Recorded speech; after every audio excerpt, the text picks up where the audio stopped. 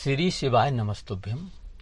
बच्चों की शादी में देरी हो रही है, या यूं कहें कि अनावश्यक विलंब हो रहा है। बच्चों की शादी की उम्र निकलती जा रही है। आपने सभी प्रकार के उपाय करके देख लिए, रिश्ते आते हैं, बात चलती है, लेकिन बात पक्की नहीं हो पाती। किसी न किसी कारण से विवाह टल जाता है।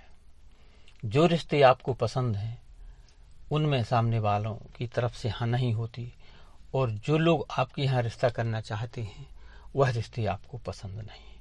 परिणाम स्वरूप बच्चों की उम्र बढ़ रही है और शादी में विलंब हो रहा है। आपके साथ भी यदि यह समस्या है तो जरूर कोई न कोई ग्रह बाधा दोष, कुंडली दोष, नजर दोष, पितृदोष या मंगल शनि दोष, राहु दोष या काल सर्प दोष हो सकता है। तो आइए आज हम एक ऐसा सरल और घरेलू उपाय लेकर आए हैं जिसके करने से आपके बच्चों की कुंडली में बड़े से बड़ा दोष हो, बड़े से बड़ा नजर दोष हो, पितृदोष हो, सारे दोष समाप्त होकर और बड़े से बड़ा विवाह बंधन हो, वह भी खुल जाएगा। तो उपाय आपको शुक्ल पक्ष में गुरुवार से शुरू करना है, यानी किसी भी गुरुवार से आप शुरू कर सकते हैं, बस शुक्ल पक्ष का होना चाहिए। इस उपाय को आपको घर में ही करना है और सुबह भी कर सकते हैं, शाम को भी कर सकते हैं। बस एक समय फिक्स कर लें कि मान लो सुबह आप 8 बजे या 9 बजे करते हैं तो वह उसी समय प्रतिदिन करना है, और यदि आप शाम को कर रहे हैं तो 6 बजे या 7 बजे, जो भी आपका फिक्स टाइम है, बस उसी समय करना है। और इस उपाय को आपको लगातार 21 दिन करना है और घर में ही करना है। तो आइए अब हम सामग्री की बात कर लेते हैं कि उस उपाय में आपको सामग्री क्या चाहिए। तो सामग्री में एक हल्दी की गांठ लेना है, थोड़ी सी कुमकुम लेना है, और आपको कलावा लेना है थोड़ी ज़्यादा मात्रा में, क्योंकि इसकी आपको बत्ती भी बनाना है।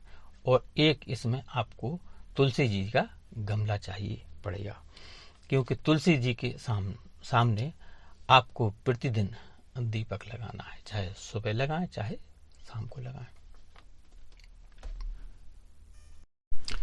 आइए अब उपाय की बात करते हैं कि जो आपने हल्दी की गांठ ली हुई है उसमें रोली से 3 बिंदी लगाना है, यानी रोली को जल मिलाकर थोड़ा सा, या गंगा जल उपलब्ध हो तो गंगा जल अथवा शुद्ध जल से रोली को गीली करने, और इसके बाद हल्दी की गांठ पर आपको पहली बिंदी लगाना है और पितृदोष का आपको ध्यान करना है। दूसरी बिंदी लगाना है, फिर अपनी अनामिका अंगुली से गीली करें रोली में, और हल्दी की गांठ पर दूसरी बिंदी लगाना है और उसको नजर दोष का आप ध्यान करते हुए, और फिर तीसरी बिंदी लगाना है कुंडली दोष का ध्यान करते हुए। इस प्रकार हल्दी पर आपको 3 बिंदी लगाना है। तो यदि आपके बेटा या बेटी की शादी में विलंब पितृदोष के कारण हो रहा है, नजर दोष और कुंडली दोष, तो ये बिंदी आपको इस प्रकार लगाना है कि माँ तुलसी की कृपा से ये दोष समाप्त होकर वो शीघ्र शादी के योग बने। फिर आपने जो कलावा लिया हुआ है, इस कलावे से हल्दी की गांठ पर 7 बार मौली धागा आपको लपेटना है, और इसके बाद आप जो तुलसी जी का गमला है उसकी थोड़ी सी मिट्टी हटाकर इस हल्दी की गांठ को आपको तुलसी जी के गमले में दबा देना है। अब दूसरा काम आपको करना है, मौली धागा जो आपने लिया हुआ है इसको थोड़ा सा ज्यादा मात्रा में 1.25 मीटर लगभग डबल तिबर करने के बाद आप इसको एक कटोरी में हल्दी गीली करें जल से, और इस धागे को, मौली धागे को डुबा दें, जिसमें वो हल्दी में पूरी तरह भीग जाए, गीला हो जाए, हल्दी मिक्स हो जाए।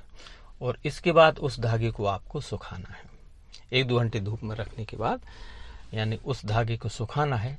और सूखने के बाद आपको छोटी छोटी 21 बत्ती उसकी बना लेना है, कैंची से काट करके छोटी छोटी 21 बत्ती बना लेना है। और प्रतिदिन शुद्ध देसी घी का दीपक तैयार करके उस बत्ती, मौली धागा हल्दीवारी बत्ती से आपको दीप जलाने हैं और माता तुलसी की गमले को प्रतिदिन आपको दीपक लगाना है। और जो भी आपने टाइम फिक्स किया हुआ है, चाहे सुबह का समय हो अथवा शाम का समय हो, तो प्रतिदिन आपको दीपक लगाना है और अपने बच्चों की शीघ्र शादी की प्रार्थना करना है। बस आपको एकादशी या अमावस्या को तुलसी माता को स्पर्श न करें, दीपक लगातार जलाएं, लेकिन दूर से प्रणाम करें।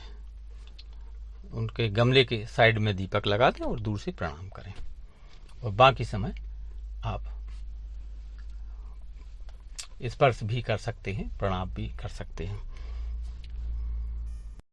बस आपको इस उपाय को 21 दिन तक लगातार करना है। यानी माँ तुलसी को 21 दिन, गुरुवार से शुरू करके शुक्ल पक्ष के, और लगातार 21 दिन आपको दीपक लगाना है। साथियों, ऐसा करने से आपके बच्चों की शादी में जो भी विलंब या जो भी दोष आ रहे थे वह शीघ्र समाप्त होकर और शीघ्र शादी के योग बनेंगे। और जब आपके बच्चों की शादी हो जाए तब उस हल्दी की गांठ को आप किसी बहते हुए जल में विसर्जित कर देना है।